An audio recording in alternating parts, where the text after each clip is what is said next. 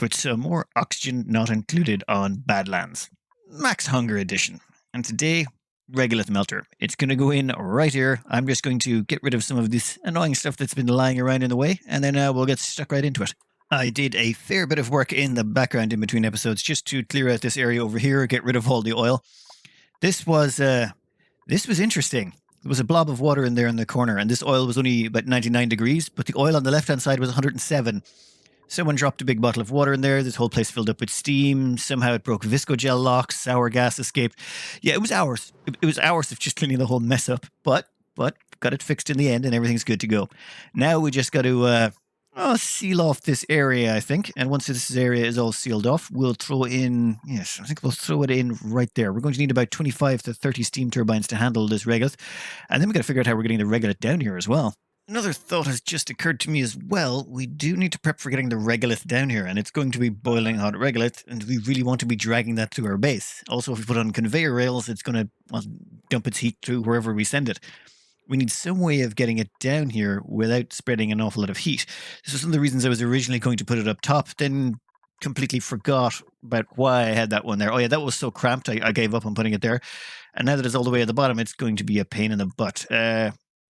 So what I've decided to do is run the regolith down the side of the map. And we'll have to put in some heat protection and things like that, but we'll just dig up everything on this side of the map, wall it in, and make sure the heat doesn't escape. And we'll have to, of course, get those pips out of there. But yes, we are going to dig a tunnel the entire length of the right-hand side of the map, and this tunnel's only purpose, its only reason for existence, will be to get regolith from the top of the map all the way down to our regolith melt at the bottom. Also, we're going to have to deal with all the heat that's in there. That's going to be unpleasant, but we'll worry about that in a minute. For the time being, yes, we're going to clear out some space, do some digging, and just get everything prepped and ready. We have plenty of empty space created. Now we just need to retrofit this. It was designed originally for regolith with just a couple of minor modifications to make it useful for iron. But now that all of the rust is gone, rust melting. So now that all the rust is gone, we'll just grab, say, a diamond temperature shift plate, and we'll make a replacement one right there. What this is going to do is suck a bunch of heat out of this, and once this gets cold enough, all of those pieces of iron liquid will turn right back into iron, which we can then, say, grab. Where will you fit? Right about... No, you're not going to be able to grab those ones at the rear.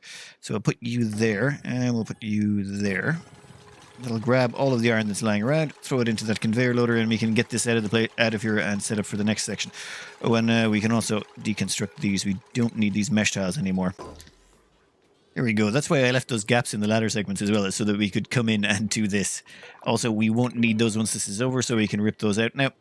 So I should probably get the steel and the obsidian. That can all be swept up too. Done. All nice and clean. I think, yeah, once we get that lump of diamond out of there that was used to make the temperature shift plate, this is ready to be switched over straight to regolith.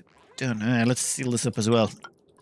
I'm always wary that some gases might get in, so we'll keep this nice and tightly sealed just in case. Which reminds me, we should close that door. Yeah, we can close that door as well. All of the magma that was in here has been siphoned out and dumped into our little steam turbine room. There was a few questions as to why some of these steam turbines weren't on the last time. It's just the way to do with how I had the temperature set up. Some of them don't come on until they hit 400. One of them didn't come on until they hit 500. Eventually, I switched the 500 one down to 400. This used to be, would only come on at 500 degrees. I chopped it down to 400 because I was worried I was throwing in so much magma it might overheat the whole system. But it held up quite well, and now we're just sitting there with, let me try and get them all in frame there, a lot of hot igneous rocks. I mean, we could put them around on rails to try and cool them down, but I don't care. This is just disposing of the magma biome. Yeah, we'll drill down and we'll put in we'll pipe some magma out of there later, but for now we're going to concentrate on getting the regolith done. All right, one thing I've already done is I've put across a shipping rail. Conveyor rails? Yeah. So I've got, this is where all the regolith is going to come from. The regolith will drop down over here, it'll get brought in on the conveyor rail and fed in. Now we got to figure out, where do we send the regolith to cool it all down? We're going to need about 25 of them, so let's put them in here. This is what our heat drainage device is going to look like. The boiling hot regolith is going to come out of here. It should be about 1,400 degrees, maybe, well, actually 1,100 degrees, something like that. It will come through here and it's going to go through these metal tiles. They're all made of steel, of course, because this is a steel map and we're going max steel. So it'll all go through these metal tiles, and then these doors here will engage. We're going to have another layer of steel all the way across here. And then we'll have our liquids to heat up and power our steam turbines there. So we're just going to have 9 steam turbines in a row here. Then we'll have the regolith, or the igneous rock as it is at that point, and we're going to have it come up here and do another row, and then we'll do 9, 18, we'll do 27 turbines, so across, back, and then back again, and then we'll probably just dump the rock out the other side, and hopefully it'll be nice and chill. And that's the plan. Very simple, straightforward, just lots and lots of steam turbines, lots of power, and lots of steel. I think what we'll do here is we will grab a quick snapshot blueprint. We're going to grab all of this. Yeah, just all of that. And then we're going to chuck it down right there. Just a complete replica. Wait, is that? Close enough. It's aligned. Then to make sure that not everything gets built just immediately, we're going to cancel out that layer of steel. Boom. Problem solved. Now we just got to hook up a few bits and pieces, and that should be pretty much the same thing done on top. We're going to run this up the side. Run that all the way up here and in. And so long as we insulate here, it should stop any of that nasty heat from getting in on our steam turbines. We've got a little cooling loop here, and we're going to use the same trick again. We're going to put in a layer of super coolant along the bottom here to just a liquid layer to help cool them all down. Should be pretty handy, and oh, crud. I didn't put an automation cut off on this. We need to be able to check how cold the liquid is going through the aquatuner. So liquid pipe thermosensor, we'll stick that. You know what? That is close enough. We only need this. This doesn't need to be absolutely perfectly accurate. It just needs to be close enough that we don't have to worry about the steam turbines overheating. And for 9 of them, I think one aquatuner with super coolant can handle it. Which reminds me, I also have to upgrade all of my coolant loops out there. No, later. We'll get this finished. We're definitely getting this finished. I knew this was going to be a big project, but I think I kind of underestimated just how big this was going to be. Dear Lord, this thing's a mess. Let's see, that should be... How did I miss the last one? Damn it, snapshot tool. So we want all of that all the way to the end. All of it. All of it. All of it. And there we go. And nope, still missing the last one. Oh no, it showed up for some reason that wasn't displaying the last steam turbine. I don't think we're going to need a few bits and bobs there, but I can sort those out on the side. Yeah, this mess, once it's done and once the dupes are finished running through putting in all that, that should be 2 layers. That's 19, or 18. We just need another 9 on top of that, and that should take care of it. And well, the last one's going to have to be a little bit different. We want to really... These ones are they're just straight killing as much heat as they can. We don't really want to have we don't care what temperature the regolith comes out at the other end. We're not going to be able to cool it all. Same with the second layer. But this third layer, we should be able to get it down to below 200 degrees by the time it exits the end. So we don't want one continuous beam of steel. And we're going to probably want to try and drain more heat out of it and pull it down to a lower temperature. So it'll be a little bit more, well, I don't want to say too complex, but it'll be a little bit more managed. What the? A duplicate has died? Bamba Jam has suffocated to death. Ah! I was alt-tabbed out for a second, and somehow they ended up here. How did they even get there? That doesn't seem like... How? How did you get there? How are you entombed in a lump of refined carbon on top of a bunker door in space? That doesn't make any sense. The bunker door is not even destroyed. You teleported... Yep, that's what I get for looking away. I let this run for like 100 cycles at one point, and none of them had any problems. But no, now one of them has decided to entune... God damn it, Bamba Jan. Okay, looks like we're down a dupe. I can't remember the last time I've lost one. That's, well, they're staying up there. I don't even know how I'm supposed to get them down. Damn it. Damn it. That is just... Never mind. Never mind. We are going to finish off the project at hand. We will worry about being annoyed later. While all of that is going on, let's just have a quick check at something that was brought up as well in after my last playthrough. Minerals. Yes, I had some fossil left over, and it was very late in the game for me to be having fossil left over.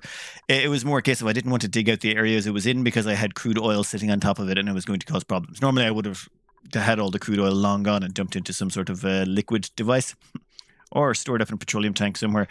But I went around and I removed all of it. There is no more fossil left anywhere on the map. And what is that yellow stuff down there? Is that lead? Yeah, who cares about that? Never mind. Anyway, we will finish this off here. This last rail is just going to go straight through the liquid. We don't care. At this point, it should be cold enough not to actually cause the petroleum to flash, and we just want to drain as much of the heat out as quickly as we can. Unfortunately, due to the loss of a colonist, we're Our stress rocketed up on everyone. Fortunately, now it's all starting to go back down again. But our massage tables down here are maxed out. I even installed a couple more just to make sure. Yeah, everyone got a little bit stressed. It turns out on this difficulty level, losing a colonist is quite a problem. Well, let's try and avoid doing that again, or let's maybe not. I should have been more careful. I didn't think. I had still no idea. Still no idea how they ended up in that position. Ooh, Paku, perfect. I'll take him. We have a layer of petroleum in on these two layers. That's just to stop heat loss. We want to recycle as much of the heat as possible, and we want to get as much power out of this as we can. So we'll use the petroleum to, well, there's whole videos on this, but if you dump water directly into a steam room, you tend to lose power, or you tend to lose heat. It gets deleted somehow. The exact mechanics are not precisely known, but if you dump it into a layer of some other liquid, it stops it from happening. That's why we have those petroleum layers down there.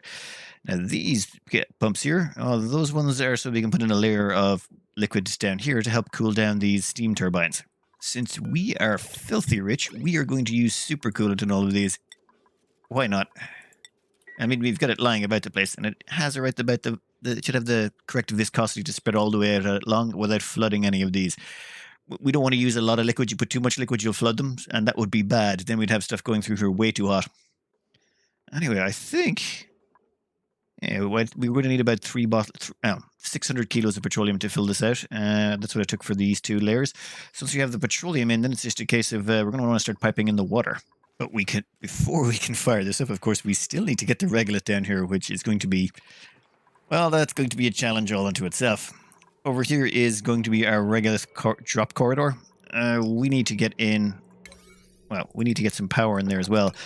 I don't want any heat from this place leaking out, so we're going to vacuum out this little corridor. It shouldn't be, well, I don't like to say it shouldn't be hard, but it should be relatively straightforward. We're just going to, well, put in gas pumps all the way along. But first, we need to get in some power. So to get in power, we need to do just a couple of little tricks to get it started. Here we're just building ourselves a little concave, whatever, just so that we can put ourselves in a heavy watt joint plate without breaking the vacuum seal. Breaking the vacuum seal right now would be embarrassing. Anyway, we'll also wall that in. We're going to end up, once we've got the power cable in, we're going to wall it all the way up the side, except for a few strategically located viscogel locks. Let's scroll up here. I got one down there. Got another one over here. We have a third one. Where is it? Oh, God, is it all the way up? It's just down here below the tree section, and then another one up just near the top. How we get the regolith through there, we'll cover that in a bit. But first, we're just going to get this the cabling installed. Then we're going to wall it in. And then once all of that is completed, then we'll worry about dropping the regolith through there. There we go. Power spine goes up through there. You know what? We will hook that up right now. It's been annoying working this near the edge of the map. It'll take a bit of time for those to kick in, but, well, we don't care. We're going to start sealing this up now. At some point, they'll get around to finishing all of those off. Ooh, no, don't seal up the doors. We need them to have a way in and out. And that should slowly but surely, well, actually quite rapidly, because of the sheer quantity of gas pumps we throw in, that should quite rapidly turn that entire area into a vacuum. And when it is, we can then open up this top bit here so that we can get in. And then we're going to drill across here. Well, after we stick in some viscogel here first. This here will block off this area, and then we are going to dig an area right up to space.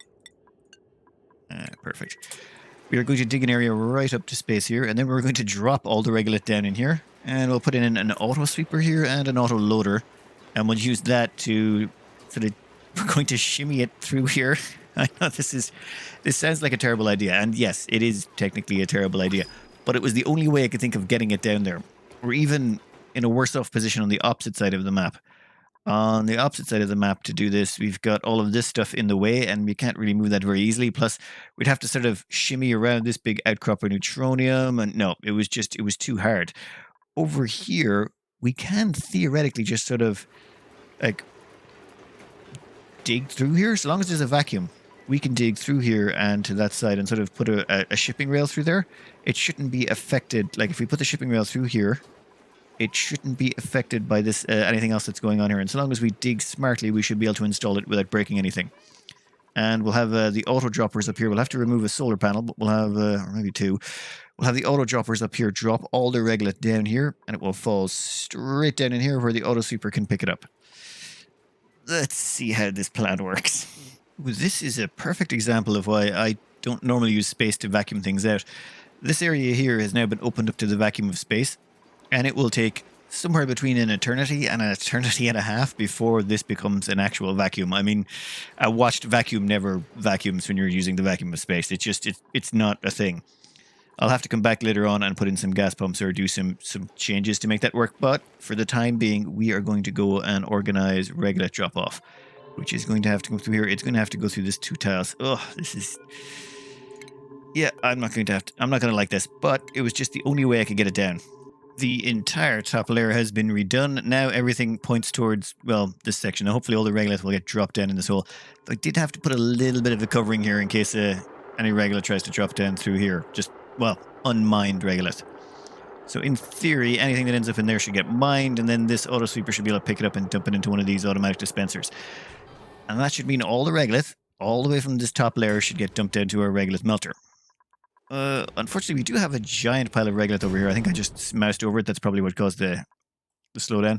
Yeah, that's been collecting for quite some time. So we'll get all of that regolith is also going to have to be moved over. But not until we finish vacuuming this sucker out. I've installed a gas pump to help speed things along. The bottom half is actually almost done. Once that happens, we can get around to sticking... Actually, the whole thing's almost done. There we go. Come on, come on. Perfect. Perfect.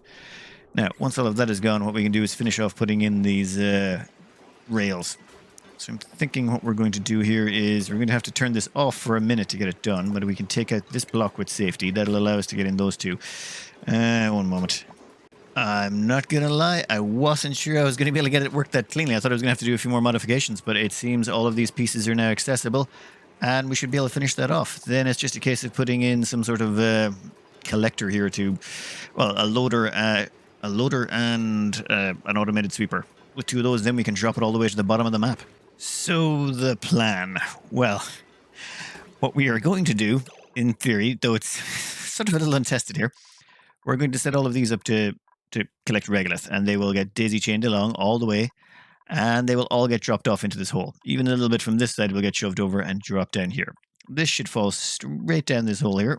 All the regolith will end up down here, at which point this auto sweeper will pick it up and throw it into this conveyor loader. That conveyor loader will then... That conveyor loader will then shunt it across here, and then it will get dropped here. Now, I could keep it on the rails, but then I'd have it running a huge distance of the map. It's just not worth the effort, so I'm just going to drop it. And that should not be there. That can get deconstructed. Then it should drop straight down here, and you'll notice this is now a vacuum. We've vacuumed out the whole area. It took a while, like a day or two, but all done all the way down. So it will drop all the way down this ladder to a complete vacuum, all the way to... One second, deconstruct that.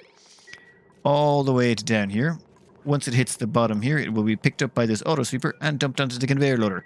Once it's on the conveyor loader, it will get swept across here. All the way across. All the way down here, hops across, and then goes through our counterflow heat exchanger before getting melted.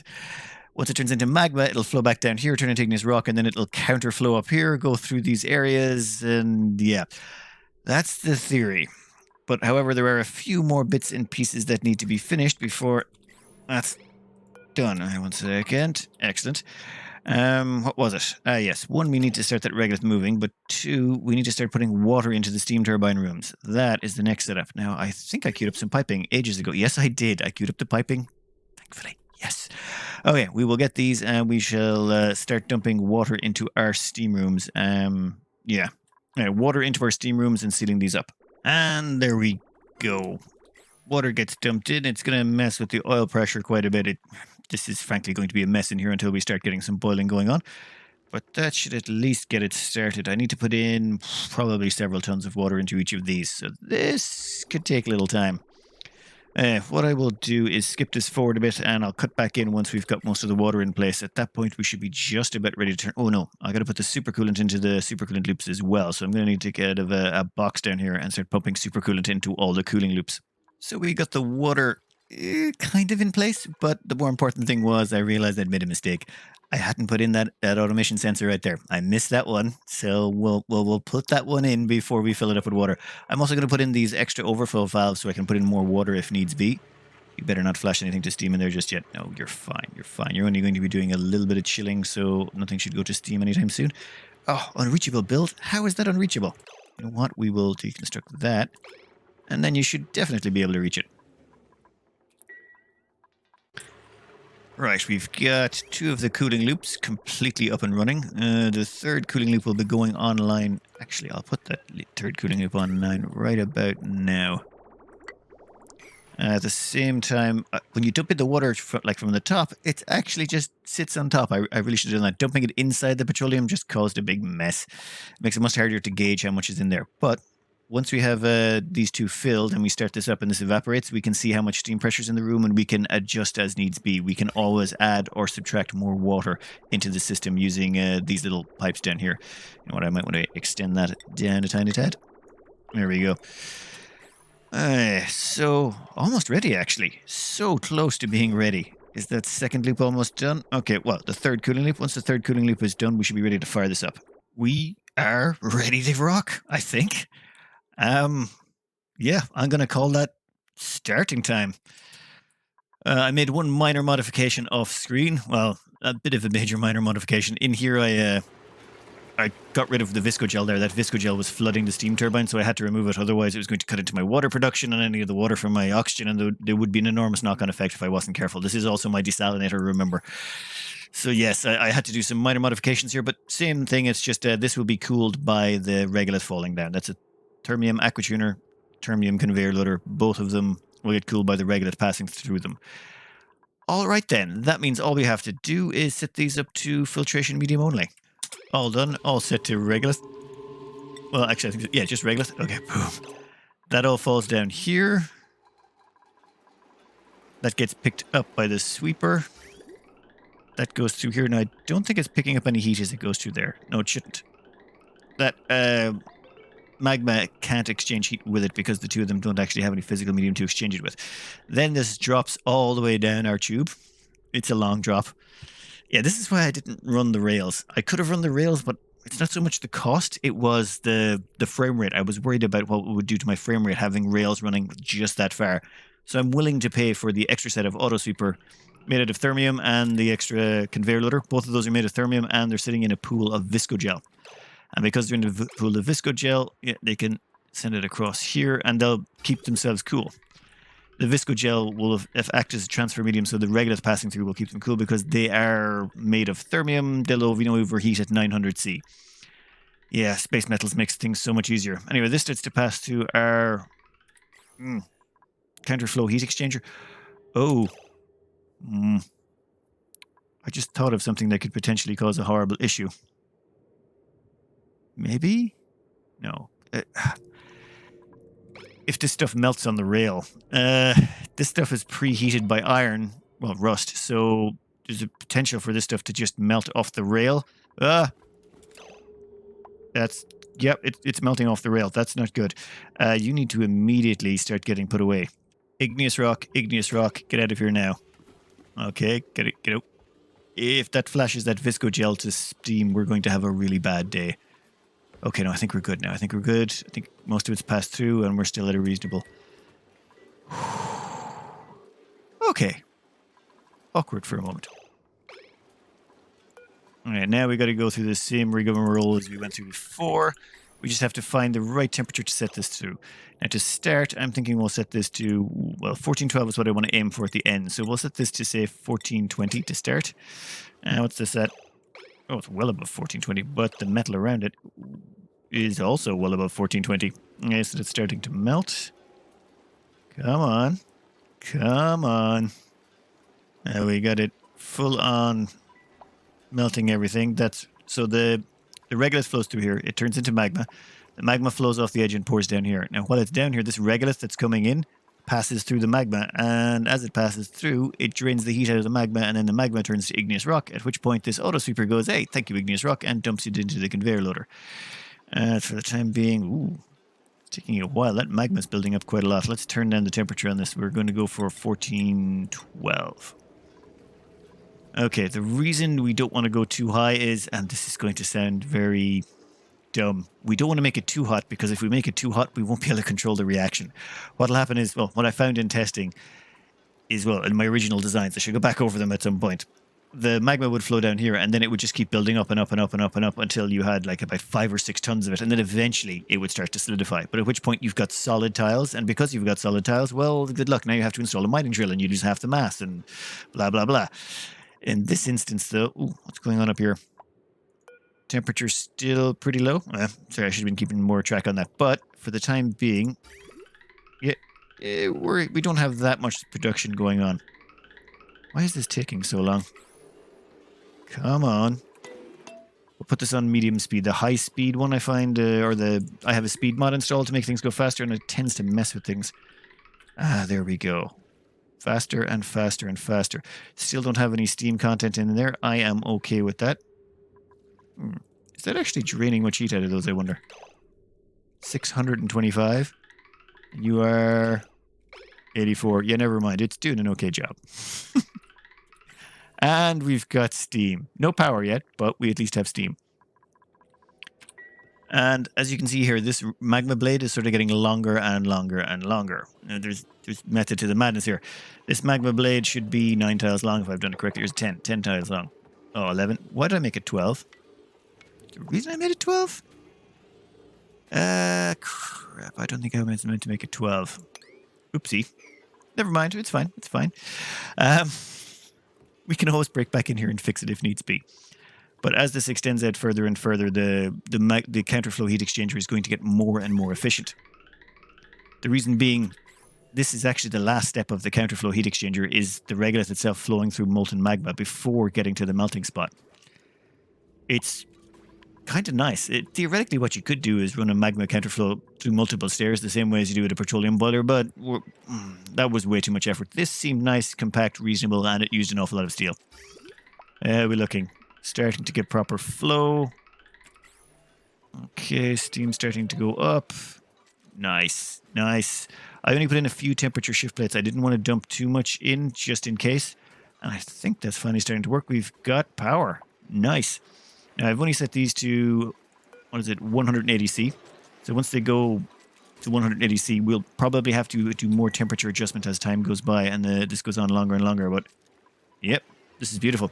I'm going to skip this forward a bit so we can see it as it starts to get more and more upbeat, or as production ramps up more and more, and see if I can't iron out any kinks in the system just in case there is any. Ooh, and I might want to put more water in some of these rooms, do a few minor adjustments here and there. But by and large, I think we're ready to go ramp up production to max. Wait. Yeah, I didn't use enough temperature shift plates today. Reason being, if you look over here, the temperature sensor here is 199. That's because it's in, a bunch of 199 degree petroleum. However, the steam above it is only 149 degrees. Over here, it's much more realistic because the temperature shift plate is dumping temperature straight into the surrounding atmosphere. Yeah, I need to break back in here and put in temperature shift plates. So I want to do that now before this level starts to boil. 2 levels boiling we can live with. So let's turn off the regolith over here, shall we? If we just turn off the regolith over here, that will stop flow. And then once the regolith stops flowing in, yeah, I'm going to break into these. I will have to use some metal plates and a few tricks and some visco gel locks, but yeah, we can manage this. All right, for a quick set of repairs, all we're going to do is, I dumped in a bunch of water. We have those water spouts in there. I threw in a bunch more water. It cooled everything down below steam point. We can now break back in here again, hopefully without the risk of actually dumping a bunch of water around the place. And we can throw in some temperature shift plates across the bottom. I'm doing the same thing down here. You can see it's slowly starting to drain all the steam out of the air. All right, repaired. Temperature shift plates installed. I'm dumping some extra water in here. This is only 29 kilos, so that needs to be fixed. At the same time, let's just get this sucker fired back up and see if we can't get some more igneous rock out of this. All right, that's the start. And yeah, let's just skip this forward substantially, shall we? While this spins up, I can't help but just sort of gush a little bit over this bit. This bit here took me a while to figure out how to make, and once it sort of came together, it just made this. It makes melting regolith so much easier. The heat transfer when you're passing through the magma is so handy. So what's really happening here is the regolith comes down, goes through this. By the time it gets to here, it's 1410.9 degrees. Now, its melting point is 1409.9 or 1410 degrees, but you have to go 2 degrees beyond that to get it to melt and 2 degrees below that to get it to solidify again. So what's happening here is just as it's getting there, it's 2 degrees off melting point, which is really close. I mean, that's incredibly tight margins. And then by the time it goes up here, it instantly turns into magma. but it sort of flash heats, as in when it's up here, it immediately jumps to about 114 degrees. And then it sort of flows off the edge, and then it counterflows back this way, counterflowing against the regolith coming the opposite direction. And we haven't quite hit maximum length yet, but once we hit max length, then we'll have hit the absolute peak of efficiency for the regolith melting. This just means this is why the design is quite, well, okay, compact is not really the word, I suppose. It's reasonably compact for what it does. Now, over here, one eagle-eyed viewer noted this the last day, there is a piece of steel pipe, steel radiant gas pipe. This is the tiny little cooling loop that's cooling this visco gel so that the two auto sweepers don't overheat, and the conveyor loader. Now, the reason the conveyor loader is not going to instantly melt is because the heat from the igneous rock is in that tile there. That tile is not in the visco gel, so the igneous rock is not sharing any heat here. The only thing it's sharing heat with is the conveyor loader, and the conveyor loader doesn't share any heat with its contents so long as there's nothing occupying that square, the square where it picks up stuff. So we're sort of cooling it by cooling the edge of it. Yeah, it's a sneaky way of getting about things.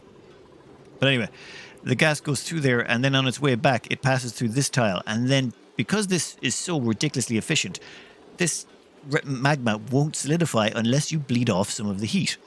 So what we have here is this gas going through here, bleeding off just a tiny little heat, tiny little bit of heat, which goes in here and gets destroyed by the steam turbine. That way we end up with just little pieces of igneous rock appearing here every so often. Yep, it's not quite at perfect efficiency yet. And what are we at here? 1409. Whoa. Power-wise, 1, 2, 3, 4, 5, 6, 7, 8. Oh, so there's only 8 max. Why are you not maxed? Oh, yeah, we're dumping 10 kilos of water over there per second. That's probably why that one's not doing very well. Oh, maybe I should have put a steam turbine closer. No, why is that? You know what? Not going to worry about it up here. Probably roughly, no, that still hasn't kicked in yet. We have not hit maximum capacity. You know what? I think I'll go grab a shower and then we'll close this out. This seems to be working so far, and the regolith so far is coming out the end at 83C. I think this is working. I think this is working quite well. All of them are pretty much green all across the board. That is so many active steam turbines. Dear Lord, there's 200C all the way through there, 170, 200C all the way through here. The cooling, it gets a little bit cooler where the water comes down or the liquid comes down. Who cares? And all the way through here, 200 dipping, and it's down to about 140 by the time we get to the end. We could have put on another few steam turbines on this. 27 was not quite enough. What I was paranoid about was this was going to come in too hot. At 458, it's actually not too bad. If it came in much hotter, it might actually boil the petroleum. But just because of the sheer quantity of steam and the way the turbines have worked out, yeah, it's just we're wasting a little bit of power. We're heating it above 200C.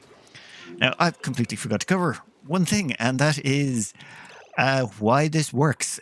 For people who haven't played this before. When it comes to regolith over here, it has, where is it? Yes, it has a specific heat capacity of 0.2. Igneous rock, on the other hand, has a specific heat capacity of 1, which is 5 times greater. Let's grab some igneous rock from over here. I'm sorry, igneous rock has a specific capacity of 1. So it's 5 times greater heat capacity. So what we're doing is melting regolith, which then turns into magma, which then solidifies into igneous rock, at which point you've magically multiplied the temperature by 5. So even though this regolith is getting preheated to about 1409 before it gets into the system, even though we're preheating it to that, the igneous rock is leaving the system at, where is it? 1170 degrees. So the regolith comes in at 300, and then the igneous rock it spits out at 1170 degrees. That's a massive gain in temperature, plus it has way more thermal capacity. It's just a huge bump in heat energy. And as well as that, this thing sips magma. I think we're still on the first batch. I don't think we've actually dumped any magma in here at all from the start. This thing just sips only tiny amounts of magma. You've got to be too careful with this. If you set this temperature too high, what will happen is you'll actually generate way more magma that you can deal with. It's kind of an annoyance. That's why I've got this gas over here to help bleed off a little bit of extra heat. It was the only way to do it. Oh, thank God. I was worried for a second that it started overheating. Anyway, that is why you're able to take one rail of regolith. Instead of running, say, 5 or 6 steam turbines, you can then run this many steam turbines. And that...